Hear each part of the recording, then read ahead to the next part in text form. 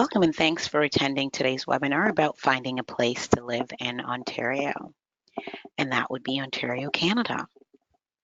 We're going to take a look today at some of the different areas that we are known for in Ontario. Before I do that, I'm going to go ahead and just tell you a little bit about the webinar. If you have any questions, you can feel free to use the raised hand sign, as well as you can type your questions and answers in the questions and answers dialog box. Now, let's talk a little bit about our project. My name is Ingrid, and I am the presenter for today's webinar. And I work with Costi Immigrant Services, a community-based multicultural agency, and we serve over 39,000 clients annually from our 17 locations in the Greater Toronto Area. The project Orientation to Ontario, or for short, we refer to it as O2O, is a bilingual project, and it is funded by Immigration, Refugees and Citizenship Canada and the Government of Ontario.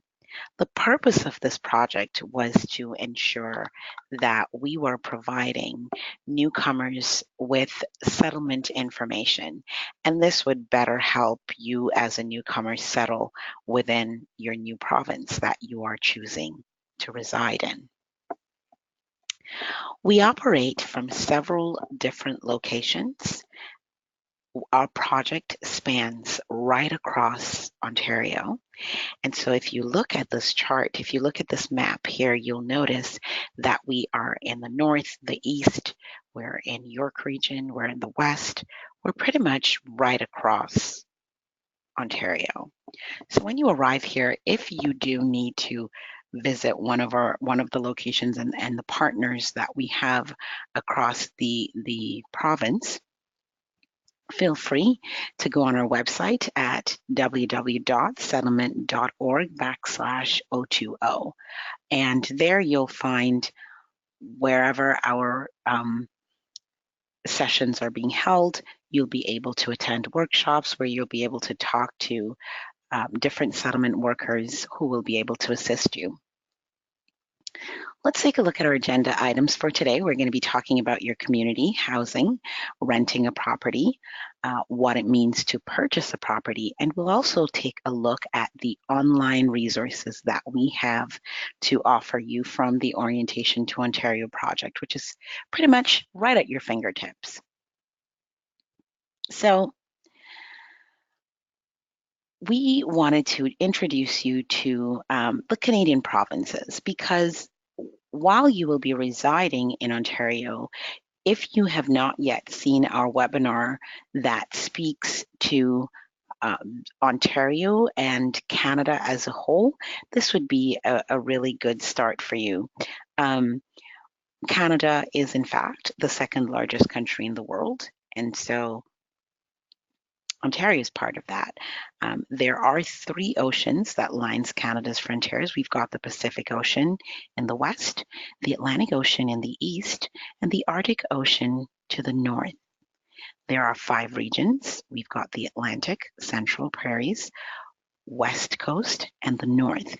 And within Canada, there are provinces and territories. Canada has 10 provinces and 3 territories. Each province and territory has its own capital city.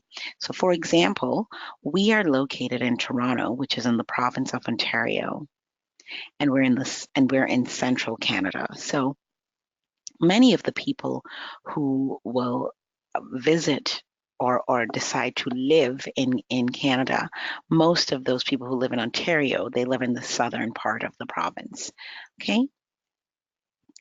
Now, let's look at Ontario itself, because this is where we're expecting that you are going to be residing. Ontario includes varied landscapes like the vast rocky and mineral-rich Canadian Shield, which separates the fertile farmland in the south and the grassy lowlands to the north. It is one of Canada's 10 provinces located in East Central Canada that borders the US and the Great Lakes.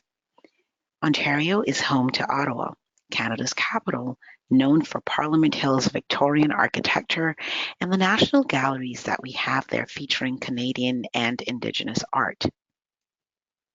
Toronto, Ontario's capital, is home to the CN Tower, with expansive views from its revolving restaurant, as well as High Park site of a rare oak savanna habitat.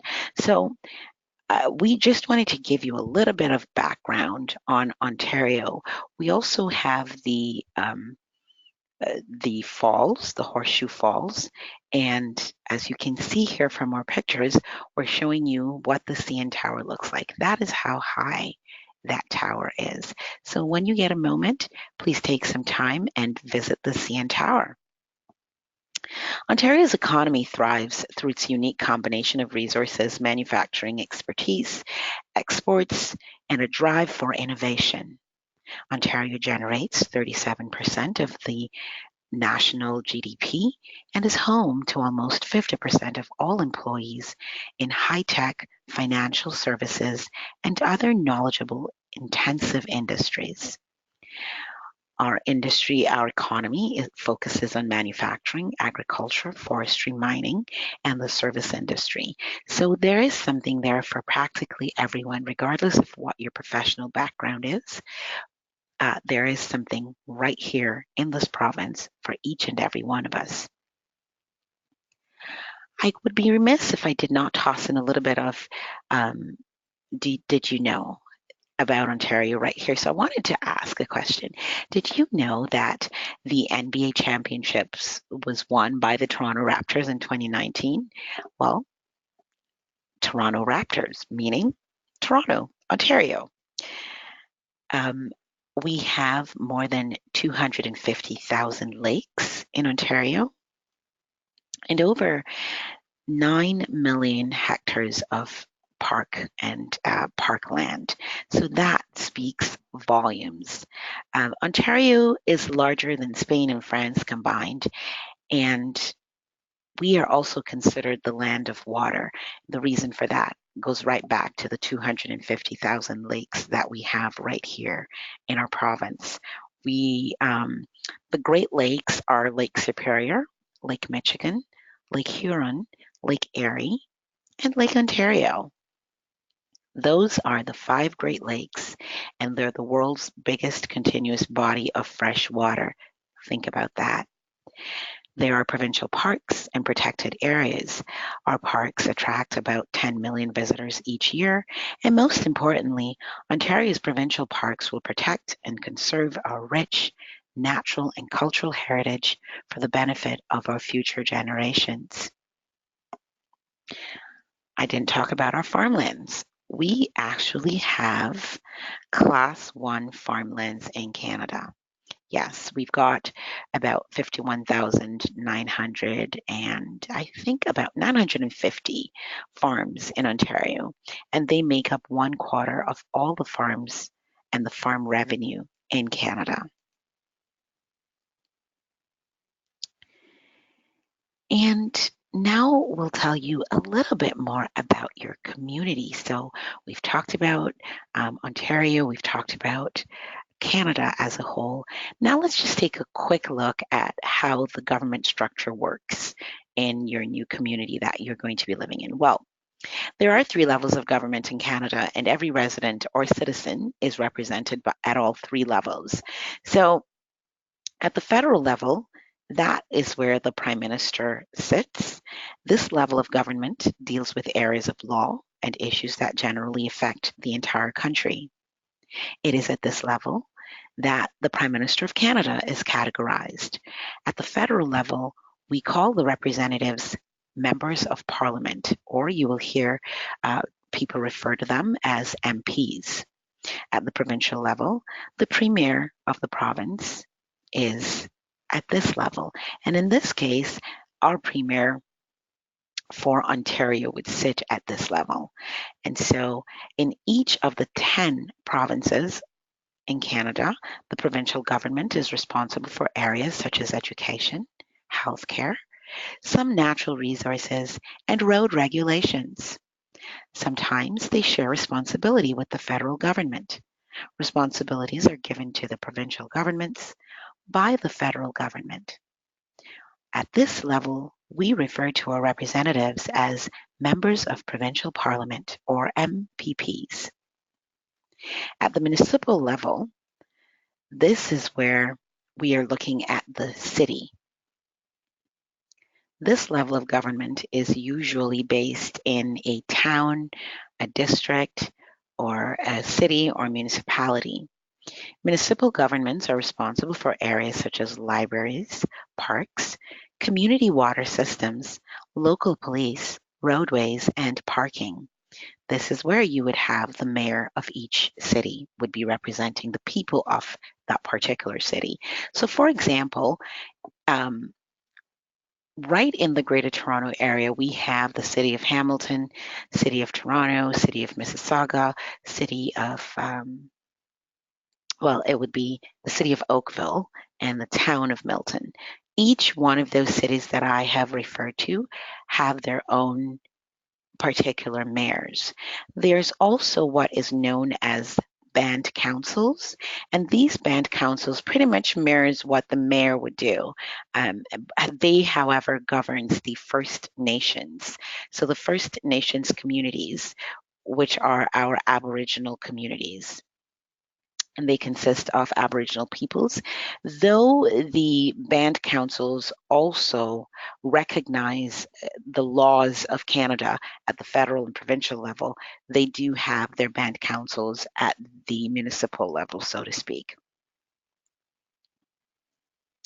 Ontario's population has reached over 14,000 currently. So we are at 14,490,207 residents as of April 2019. With the largest numbers of people residing in the Golden Horseshoe along the western shore of Lake Ontario, including the Greater Toronto Area, Hamilton, St. Catharines, and Niagara Falls. Toronto has the largest variety of theatres and performing arts companies in Ontario, and the second largest in North America after New York. To me, that is just amazing. I mean, when you think about entertainment, most people are thinking about, oh, well, we can go to New York. Well, yes, you can go to New York, but we also follow very closely behind New York. Ontario has well-known art galleries like the Art Gallery of Ontario in Toronto. The National Gallery of Canada is in Ottawa, and the Mac Michael Canadian Art Collection is in Kleinburg, and Kleinburg's right here. We do host a variety of festivals. So there are many seasonal festivals in Ontario, including the Toronto International Film Festival, in short, TIFF, one of the largest and most influential film festivals in the world. We also host the Stratford and Shaw Festival, which draws crowds from across Canada and the United States. Toronto has the largest variety of theatres and performing arts companies in Ontario and hosts seasonal festivals all across the province. Museums, theatres, and cultural centres are scattered across Ontario. Toronto has many food markets that are operated by people from various cultural backgrounds. This means that you will not have a very difficult time finding cultural foods if you're homesick and you feel like you wanted to have a meal from back home. Then absolutely you can find that right here in Ontario. I want to talk a little bit about Canadian culture and our values and our belief system. As a society, Canadians believe that certain values are most important. There are 5 core values at the center of Canadian society. We believe that basic human rights for all people is very essential. We take pride in the fact that our country is diverse and inclusive, welcoming people from all over the world to live here peacefully. And so, as we speak about that, we want to look at the fact that when we talk about inclusivity, we're speaking about inclusivity based on your race, your gender, your religion, sexual orientation. We're talking about equality covering everyone, including relationships as well. So this means we see both men and women as equal partners in a relationship, regardless of what your gender is, or you know um, who you identify as, whether you identify as they, or you identify as him or her. We value that without question. We talk about protecting our environment, and we look at family relationships very strongly. And so there are protections for families, including adults and children. In the event that you're undergoing a stressful event, you're absolutely able to reach out to many of our local support groups, and they will be able to assist you at no cost to you. Upon arriving in Canada, one of your first tasks will be to find a place to live. So now we're going to talk about housing in terms of renting versus buying a property. So we'll take a quick look at the different types of housing and some key questions that you should ask yourself before you consider the move. Um, you want to think about, where do you want to live and why? What is the driving factor behind the decision you'll make in terms of where you will live? Do you want to live in a city versus a town versus a rural area?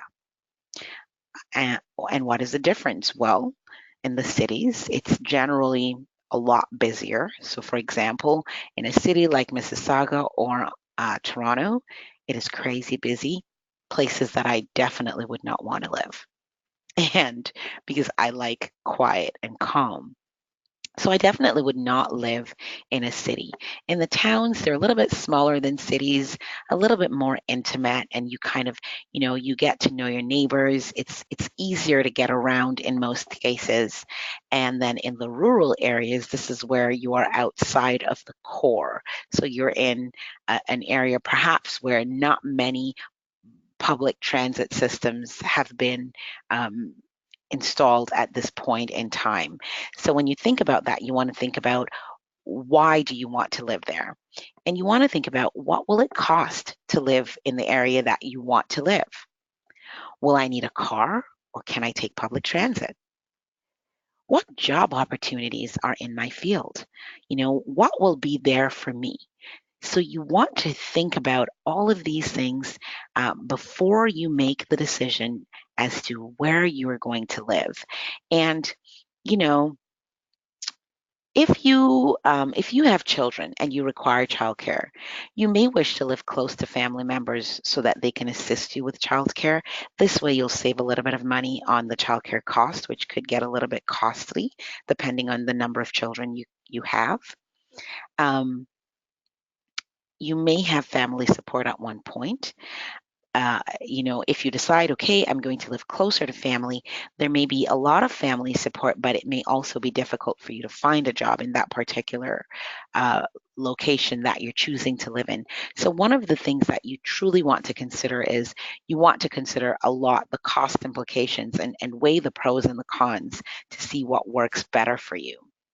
You should also assess the area that you wish to live in prior to moving into that area. So, before deciding on where you will live, you want to ensure that you will feel safe in your new neighborhood and the surrounding neighborhoods. Now, for the most part, I could say very safely that 99.9% of the areas that you'll choose to live are pretty safe areas right around Ontario.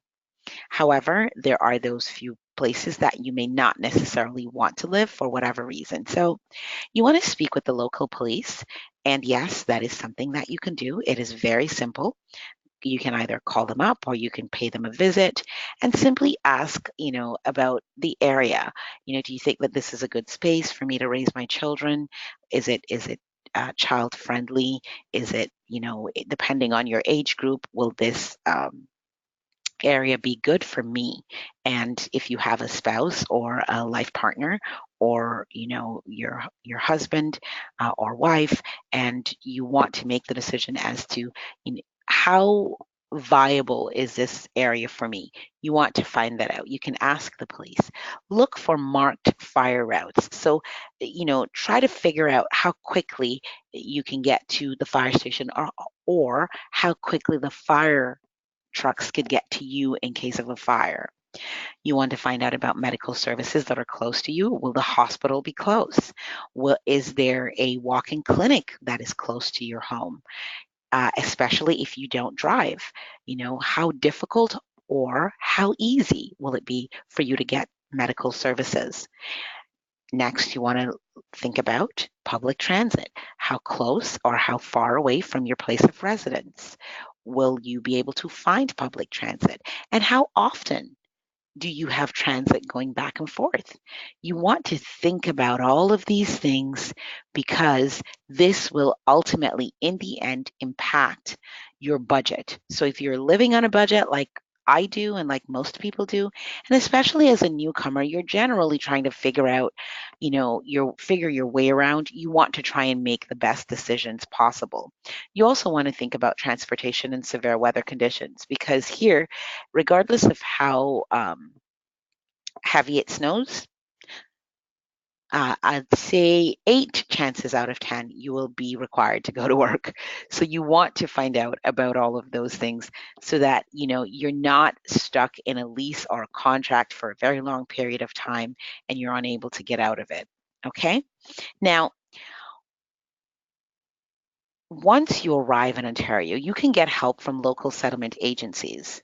Most of the services are confidential and they're at no cost to you. They are services that are provided through the government, and the government funding is actually through different forms of taxes that we pay. So while the service is not going to cost you anything directly, we pay for it. So the service is not free. It is at no cost to you at the time that you're going to be using it. These services are available in many different languages. Information on new community settlement you can get from any one of these settlement agencies. Now, to get this information, please visit www.settlement.org. And here on this website, you can find a settlement agency that is closest to your home or closest to the area that you're currently staying. And from there, you can book an appointment with any one of those agencies, and they'll be able to see you and provide you with the support that you need. Now, though renting may not appeal to you, especially if you're coming from home ownership, it may be best to get a short-term rental lease, at least for the first 6 months in Canada. This will give you time to learn about the different types of homes, and to kind of get your feet and your toes wet when it comes to home ownership and what are the different opportunities for you. So we've put together a list of websites that could potentially help you in your search for short-term and long-term rental solutions. There are Airbnbs. You can go to expedia.ca. You may go to hotels.com, booking.com for your shorter term rental solutions. And then for long-term solutions, you may want to go to realtor.ca, homestay.com, and toronto-roommates.ca. There is also Craigslist, there is Kijiji.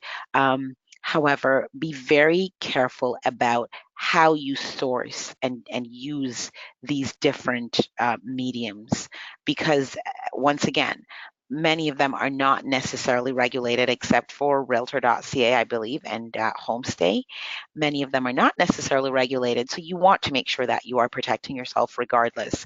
Once you get onto the website, you check it out, you take someone with you if you're going to be renting, you make sure that you have a signed agreement in terms of the amount of money that you're going to be paying for, your stay there and so forth. Now, there are different types of rental accommodations. So you can find a rental at a house. You may find accommodations in condominiums, duplex and triplexes, apartments, and you could also be sharing a room with someone. Now, A house is typically a fully detached structure or a townhome that could be joined, or it could also be a, you know, a semi-detached home. So there are various differences to this. Now, you can get to um, the rent, perhaps a room in a house, depending on if you have family or you don't have family. Uh, if you want to, you could perhaps rent a space either in an apartment or a condo. Usually, in a building, you can find a one-bedroom a bachelor or studio apartment that has one room for sleeping and eating. And if you're going to do a one bedroom, you can get one bedroom that will come with kitchen, a bathroom, and a living room, and your bedroom separately. Now, in these one bedroom apartments, most times they're tiny, and the space is just enough for one person. Okay, so you can definitely rent in any one of these places. There are high rises that are like between 60 to 30 stories high, and they have an elevator. And then we've got low rises as well. They're fewer than 6 stories high, often with no elevator. And these ones are called walk ups. They are the dreaded for me in particular because I really do not like to walk up those stairs. Um, so please do check out the different types of rental opportunities and the different types of housing accommodations that are out there and that are possible for you to um, access. Now, we've got landlord and tenant rental guidelines here in Ontario, and in each province, they sometimes differ. So, we want to take a look at the lease, rental deposits, post-dated checks, rental increases, late payments, and terminating your tenancy. For both landlord, the person renting you the home, and tenant, you are the person renting the home, it is important to understand your rights and responsibilities. These rules are different from province to province, as I mentioned earlier. In Ontario, your rental agreement or lease should cover most of the rules and terms of your living arrangements. A rental agreement or lease document outlines the terms of your rental agreement with the landlord, and if there are any issues with the landlord, you can always use your agreement to protect yourself, and vice versa. The landlord can also use the same agreement to protect himself or herself, or they. You are not required to have a signed lease when you rent. However, it is a good idea to ask for one. It's one of the best things you could ever do for yourself. Rental deposits, landlords can ask for a rent deposit. They can ask for up to 1 month's rent legally in advance. So we call that the first and the last month's rent. So what will happen when you make the determination that you're going to be renting this property? Say, for example, your monthly rent is $1,000 and you were supposed to be moving in January 1st, 2019. So from January 1st, 2019, you will be living in this place. It's a 1 year lease, and you're going to be living in this location for a full 1 year. So from January 2019 to December 31st, 2019. The landlord can ask you to pay $2,000 on January 1st, 2019, prior to moving in. The first month's rent will be the $1,000, and your last month's rent, which is paid in advance for December 2019, would also be collected in that amount. The landlord can legally ask you for that. What the landlord is not legally allowed to ask you for is to make a deposit of 1 year simply because you do not have rental credit as of yet. Many landlords ask for that. However, just for your own benefit, it is not legal. If you must pay it, if you have to pay it, please ensure that you make sure you've got different your rental agreement dictates, it documents that you've paid a full year in advance of rent and outlines the conditions wherein which you can break that lease if you no longer want to remain there for a whole year. Post-dated checks. Most landlords will suggest that you use post-dated checks to pay your rent. This means the landlord could ask you to write either 6 to 12 checks for the whole year, one for each month of your lease agreement. Many people think when they hear, okay, the landlord wants 12 checks, you're thinking, oh my God, I'm going to give him 12 checks. What if he puts them all through at the same time? The landlord is unable to do that because you would have dated each one of these checks for the first of the month when the rent is supposed to be removed from your account, and the bank will not process it before that time. Rental increases. For rental increases, there is a notice period. The landlord may increase the rent for any number of reasons. For example, they may feel that they need to make repairs to the property, and so legally they are allowed to do that. The landlord can increase the rent with a 90-day written notice and can only increase that rent once every 12 months. So you shouldn't have a landlord who's coming in and increasing your rent twice a year. It should only happen once a year. And currently in Ontario, it's 1.8% of what you're currently paying. If you're late to pay your rent, your landlord can evict you.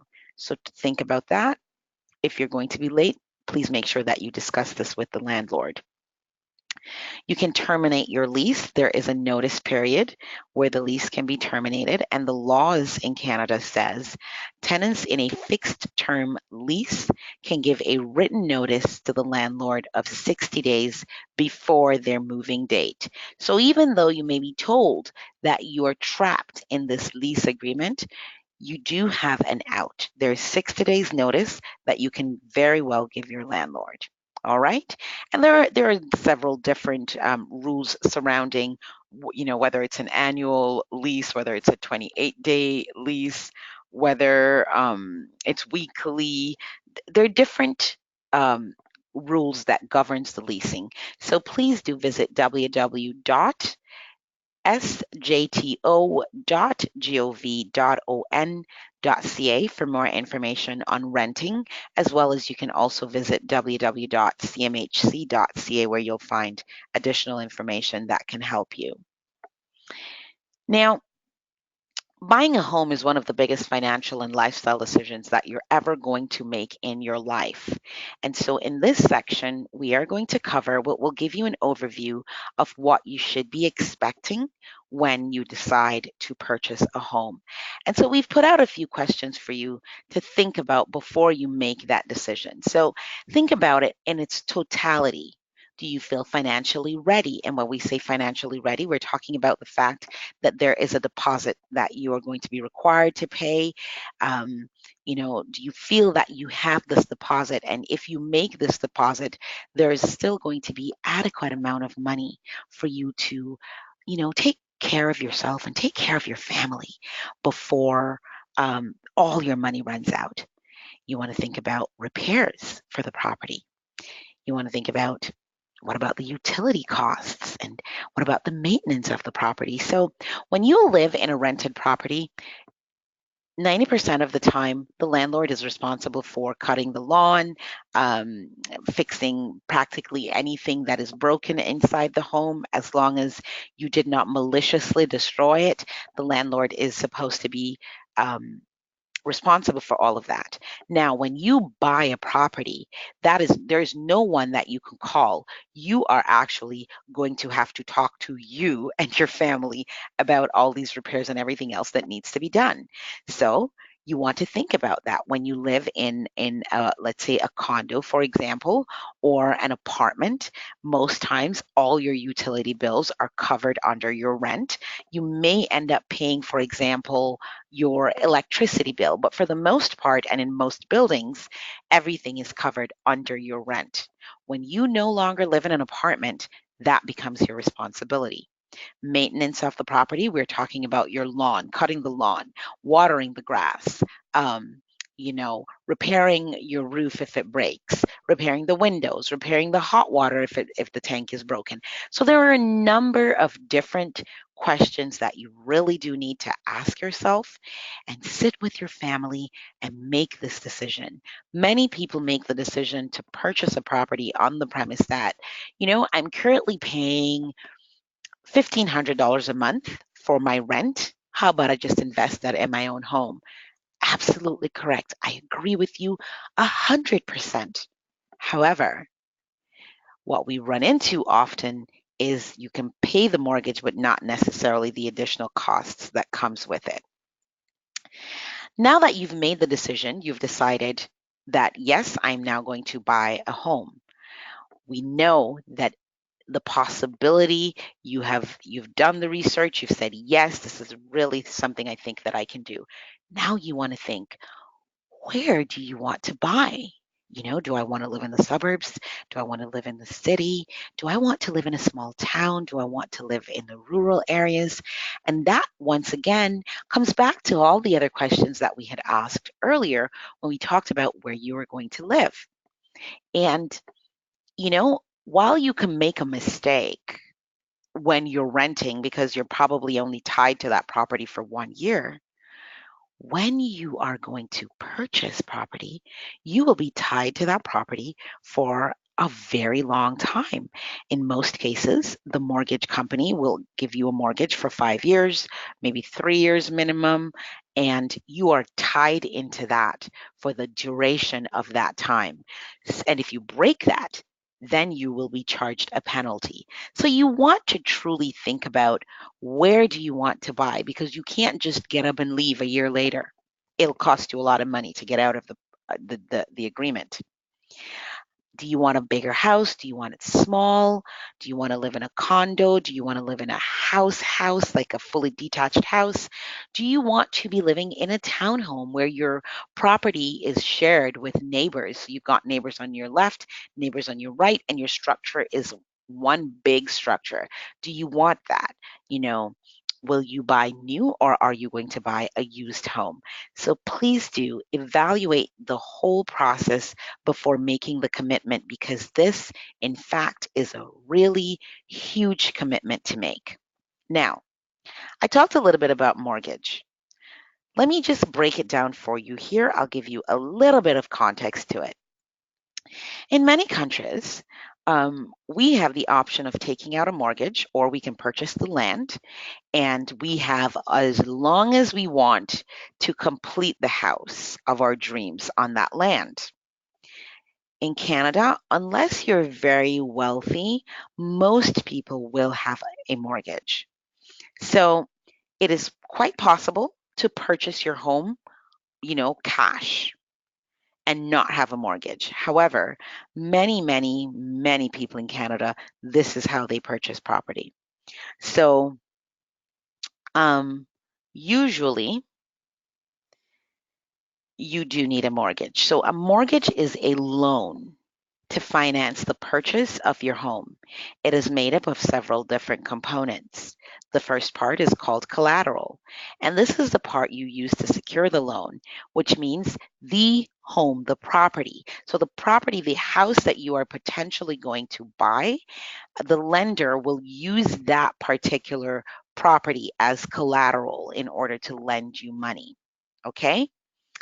Now, there is the principal and the interest part of it. The amount of money that you borrow from the bank or financial institution to buy the house is the principal. So if you've borrowed $600,000, so let's say, for example, you've made up your mind you're going to buy a property, it costs $600,000. You go to the bank and you say to the bank, or you go to any one of the mortgage lenders and you say to them, I would like to borrow $600,000. They check your credit, they check your job, they do all of the background checks, and they realize, okay, yes, you can get a home. And they're prepared to lend you the $600,000. They are going to lend you the $600,000, and then there will be interest payments on top of that $600,000. So the interest rates differ. For some banks, it may be 2%. For some, it will be 3%. For some, 4%. For some, 5%, depending on the risk the lender is taking. Okay? And then there are taxes. The taxes are the property taxes, and the property taxes that are charged to you for the property that you own by the municipality that you live in. So you'll pay your taxes to the city, town, or municipality that you live in. Your down payment comes from the amount of money that you're going to put down on the property. So we talked about $600,000 and we said, okay, so this property costs $600,000. The bank is going to lend you 600,000. Now, it will work well for you if you are able to put a down payment, which means let's say you've got $260,000 and your home costs is 600,000. Then what you would do is you would take your 260,000 as your deposit, and that will mean the bank is now lending you less than 600,000, which means your monthly payments are reduced and you can take your time to pay off your debt because you know you have invested some money in the property, and that would be the equity that you have already created in the home prior to even moving into it. Now, once you've decided on the location and size of the home, you can now think about the type. So do you want single family detached, or row townhomes? These are all the different types. And they're also the condos that you can look at as well. And recently I've noticed that the builders are making these condominiums that are no longer, let's say, 30 stories high. They are like 6 or 3. Some of them are even 4 stories high. They also have what is known as stacked townhomes. So please do your research before you make that decision. Remember, once again, you will be stuck with that house for quite some time. So please do take a moment to do the research before you make the decision. Now, after you've done all of that, you're going to figure out, what do I need? So you will need a mortgage broker. Some people don't need one. They will go through their bank, and that's fine. But you can also use a mortgage broker. A mortgage broker, the job of a mortgage broker is to find you a lender with terms and rates that will best suit you. Keep in mind that you do not need to have a private mortgage broker. You can contact your bank and they'll also assist you with information related to mortgages. A mortgage lender is an institution. So, for example, a bank, a trust company, a credit union, or a private lender that lends money for mortgages. Your mortgage approval is the written notification from the mortgage lender to you that you have been approved for a specific amount of mortgage money under specified terms. Your realtor or real estate agent is the person that has a provincial license to represent a buyer or seller of a property. Your agent will provide you with several properties to choose from, and they will also take you to view these properties. So you'll have an opportunity to go inside the home, take a look around, see if you really like it before you make the decision. And that's pretty good, so that you're not buying a gift that you have no idea what it looks like. After you have had all these steps completed, then you can purchase your home. And now, here comes the big responsibility. You'll be responsible for, one, paying your mortgage at the end of the month, paying your utilities, cutting your lawn, putting out the garbage to make sure that the garbage truck from your city will pick up your garbage on time, and you don't have rodents. You can't keep garbage that in your home for a long period of time. Otherwise, you're going to be having rats and things like that. So once again, you may go to www.cmhc.ca for more information. Some critical things to remember: all provinces have different rental rules. Try your very best to get a lease agreement. Read it over before you sign on the dotted line. There should be at least 1 month's rent deposit that is legally, that the landlord can legally ask you for. A realtor or a real estate agent is someone who can help you to choose the right property for you. Rent increases in Ontario are 1.8%, and you should get 90 days notice prior to this 1.8 being added to your rent. You can terminate your lease or your rental contract within 60 days. You can give 60 days notice to do that. Now we'll take a look at the resources that I promised you. You may visit our website at www.settlement.org/O2O, and here you will find a number of different types of information that we have for you. Our website comes with a workbook. We have our fact sheets, and we also have group workshops that you can take advantage of. The workbooks are available for download in about 9 languages: Arabic, Chinese, Farsi, Punjabi, Russian, Spanish, Tagalog, Armenian, Urdu, and it is also in English and French. Our handbook is available in English and French only, and you may download the digital version of these books, or if you are in Canada, you're able to access hard copies if you attend one of the sessions that are being completed at any one of the locations that I had pointed out earlier when we first started the webinar. Through the O2O website, you'll also be able to get our fact sheets. You'll be able to access the settlement organizer and online checklist. And these, for example, are pretty good resources. They're very good tools. They help you to stay organized. If, for example, you need to apply for something, you can go to the settlement organizer and you can type that in.